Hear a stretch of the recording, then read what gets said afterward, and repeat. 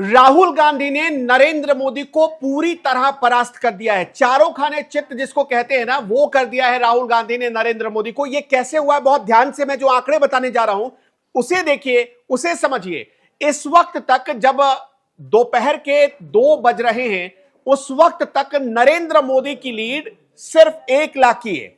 अमूमन 2014 का इलेक्शन हमने देखा, 2019 का इलेक्शन हमने देखा, लेकिन इन दोनों इलेक्शन में नरेंद्र मोदी अभी तक 2 लाख 2.5 लाख की लीड ले सकते थे, ले चुके होते थे, यह हमने देखा है।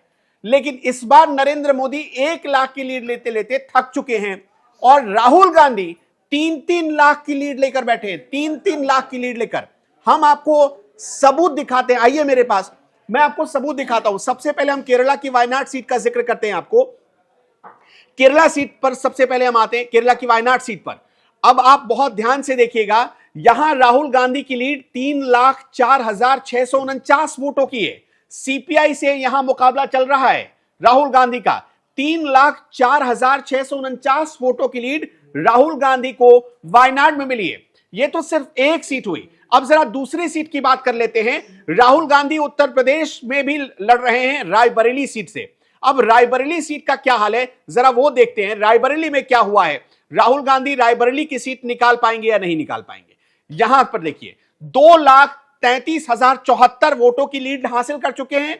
कहां? रायबरेली में, दिनेश प्रताप सिंह के खिलाफ। अब देखिए, ये जो मार्जिन है, सोनिया गांधी की जीत से भी ज्यादा होने जा रहा है। सोनिया गांधी जितने वोटों से जीती थी, उससे भी ज्यादा बड़ा मार्जिन राहुल गांधी रायबरेली में अब की बार हासिल करने जा रहे हैं। अब जरा नरेंद्र मोदी की लीड देखते हैं। आइए जरा देखते हैं वाराणसी सीट का हाल। सबसे नीचे वाराणसी सीट पर नरेंद्र मोदी की लीड अभी तक 1,17,000 ही है, 1,17,540। अब सोचिए कि दोपहर के 2 बज चुके हैं और उस वक्त तक नरेंद्र मोदी, अमूमन 2014 में हमने देखा, 2019 में देखा, 2 लाख 2.5 लाख की लीड ले चुके थे। लेकिन इस बार नरेंद्र मोदी हार चुके हैं। वाराणसी जैसी सीट पर आप यकीन नहीं करेंगे, अजय राय को 3.25 लाख वोट आ चुके हैं, 3.25 लाख वोट, और नरेंद्र मोदी को करीब यहां पर देखिए 4,42,000 के आसपास। इससे पता चलता है कि नरेंद्र मोदी का जो वेव चल रहा था अभी तक, वो अब नहीं है, वो करंट नहीं है उस वेव में।